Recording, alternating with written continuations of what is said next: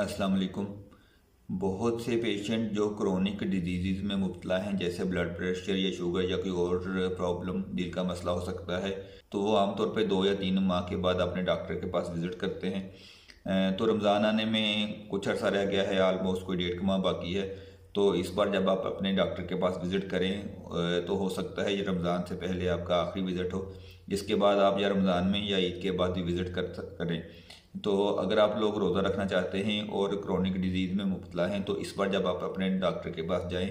तो उनसे रमज़ान में रोज़ा रखने के मुतालिक ज़रूर हदायत लें कि रमज़ान में अपनी खुराक किस तरह खानी है और अपनी डोज़ को, जो मेडिसिन की डोज़ हो, इसको किस तरह एडजस्ट करना है,